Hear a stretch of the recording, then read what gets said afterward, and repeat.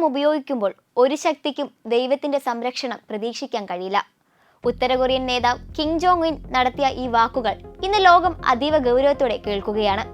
കാരണം അത് വെറുമൊരു രാഷ്ട്രീയ പ്രസ്താവനയല്ല, അതൊരു രാജ്യത്തിന് പുതിയ യുദ്ധശേഷിയുടെ പ്രഖ്യാപനമാണ്.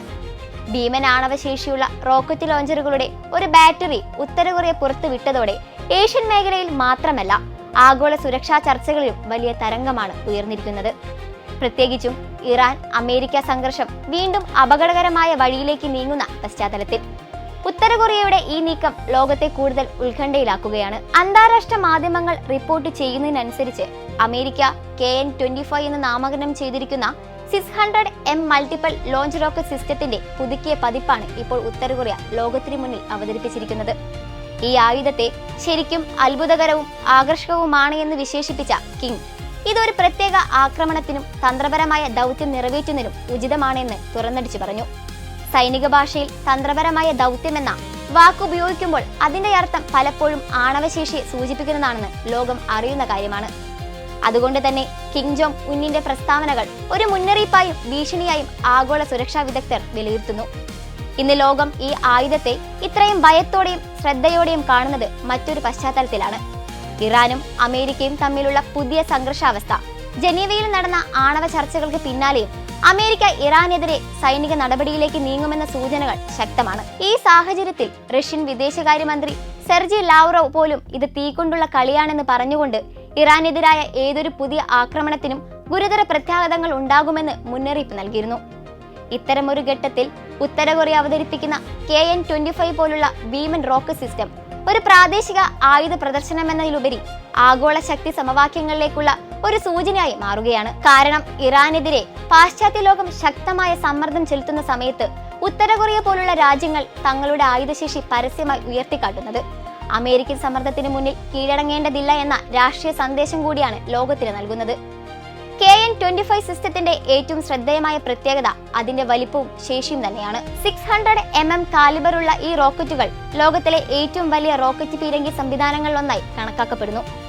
ഏകദേശം 8 മീറ്റർ നീളമുള്ള റോക്കറ്റുകൾ ഓരോന്നും ഏകദേശം 3 ടൺ ഭാരമുള്ളതായിരിക്കുമെന്ന വിലയിരുത്തലുകളാണ് പുറത്തുവരുന്നത്. ഇത്രയും വലിപ്പമുള്ള ഒരു റോക്കറ്റ് സിസ്റ്റം പരമ്പരാഗത മൾട്ടിപ്പിൾ ലോഞ്ച് റോക്കറ്റ് സംവിധാനങ്ങളിൽ ഹ്രസ്വദൂര ബാലിസ്റ്റിക് മിസൈലുകളിൽ തമ്മിലുള്ള അതിരുകൾ തന്നെ മങ്ങിച്ചെല്ലുന്ന രീതിയിലാണ് രൂപകൽപ്പന ചെയ്തിരിക്കുന്നത്.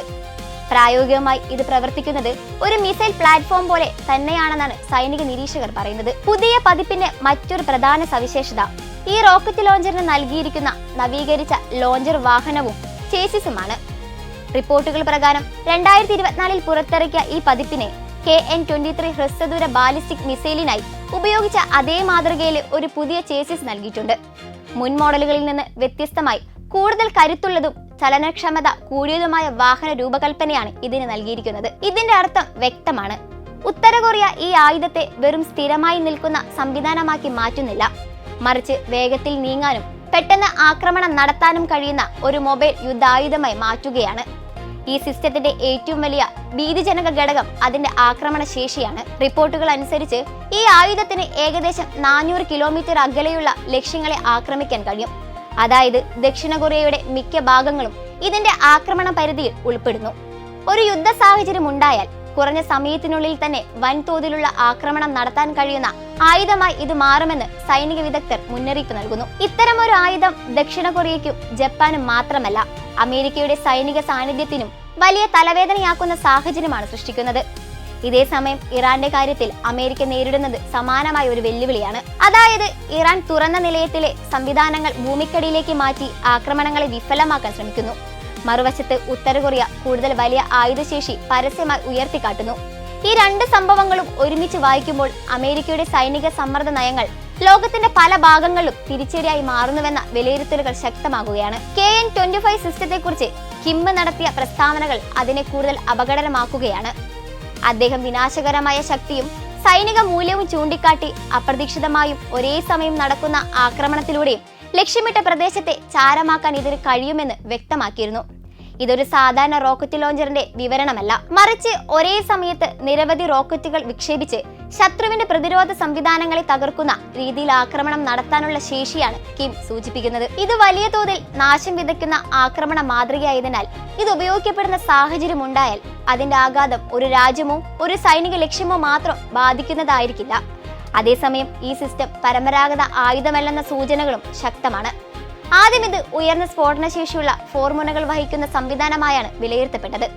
എന്നാൽ പിന്നീട് KN-25 ഉത്തര കൊറിയയുടെ തന്ത്രപരമായ ആണവായുധങ്ങൾ വഹിക്കാൻ കഴിവുള്ള സംവിധാനങ്ങളുടെ പട്ടികയിൽ ഉൾപ്പെടുത്തിയതായി റിപ്പോർട്ടുകൾ പറയുന്നു. അതായത് ഈ റോക്കറ്റുകൾക്ക് പരമ്പരാഗത ഫോർമുലകൾ മാത്രമല്ല, ആണവ പേലോഡുകളും വഹിക്കാൻ കഴിയുമെന്ന ആശങ്കയാണ് ലോകം നേരിടുന്നത്. ഇറാന്റെ ആണവ പദ്ധതിയെക്കുറിച്ചുള്ള വിവാദങ്ങൾ ലോകം വീണ്ടും ചർച്ച ചെയ്യുമ്പോൾ ഉത്തര കൊറിയയുടെ ഇത്തരത്തിലുള്ള ആണവ ശേഷിയുള്ള പ്ലാറ്റ്ഫോമുകൾ പുറത്തുവരുന്നത് ആഗോള ആണവ സുരക്ഷാ സംവിധാനത്തെ കൂടുതൽ അസ്ഥിരമാക്കുകയാണ്.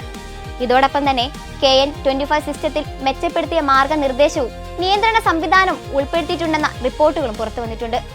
ബാഹ്യ ഇടപെടലുകളെ ചെറുക്കാൻ രൂപകൽപ്പന ചെയ്ത പുതിയ നാവിഗേഷൻ സംവിധാനങ്ങൾ കൃത്യത വർദ്ധിപ്പിക്കാനും ഇലക്ട്രോണിക് യുദ്ധത്തിലൂടെ ആക്രമണം തടയാനുമുള്ള സാധ്യത കുറയ്ക്കാനുമുള്ള ശ്രമങ്ങളായി വിലയിരുത്തപ്പെടുന്നു. ഇത് അമേരിക്ക പോലുള്ള രാജ്യങ്ങൾ നടത്തുന്ന സാങ്കേതിക പ്രതിരോധ ശ്രമങ്ങൾക്ക് മുന്നിൽ പോലും ഉത്തര കൊറിയ തങ്ങളുടെ ആയുധശേഷിയെ കൂടുതൽ കൃത്യമാക്കാൻ ശ്രമിക്കുന്നു എന്നതിന് തെളിവാണ്.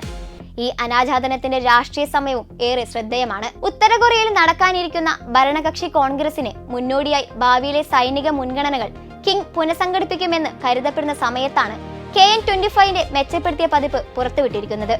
ഇത് ആഭ്യന്തര രാഷ്ട്രീയത്തിന് വേണ്ടിയുള്ള ശക്തി പ്രകടനമെന്ന നിലയിലും കാണപ്പെടുന്നു. എന്നാൽ അതിനൊപ്പം തന്നെ ഇറാനെതിരെ അമേരിക്ക സമ്മർദ്ദം വർദ്ധിപ്പിക്കുന്ന സമയത്ത് ഉത്തര കൊറിയ നടത്തുന്ന ഇത്തരത്തിലുള്ള ആയുധ പ്രദർശനം ആഗോളതലത്തിൽ ഒരു വലിയ സന്ദേശം കൂടിയാണ്. അമേരിക്കൻ ഭീഷണികൾക്കിടയിലും പ്രതിരോധം ശക്തിപ്പെടുത്തുന്ന രാജ്യങ്ങൾ പിന്നോട്ട് പോകുന്നില്ലെന്ന് ഇതോടെ ലോകം നേരിടുന്നത് വളരെ സങ്കീർണമായ ഒരു അവസ്ഥയാണ്. ഒരു വശത്ത് ഇറാൻ ഭൂമിക്കടിയിൽ തന്ത്രപരമായ കോട്ടകൾ നിർമ്മിച്ച് ആക്രമണങ്ങളെ വിഫലമാക്കാൻ ശ്രമിക്കുന്നു. മറുവശത്ത് ഉത്തര കൊറിയ ലോകത്തിലെ ഏറ്റവും വലിയ റോക്കറ്റ് പീരങ്കി സംവിധാനങ്ങളിൽ ഒന്നിനെ കൂടുതൽ ശക്തമാക്കി അനാച്ഛാദനം ചെയ്യുന്നു. രണ്ട് രാജ്യങ്ങളും വ്യത്യസ്ത മേഖലകളാണെങ്കിലും രണ്ടും നൽകുന്ന സന്ദേശം ഒരേ സ്വഭാവത്തിലുള്ളതാണ്.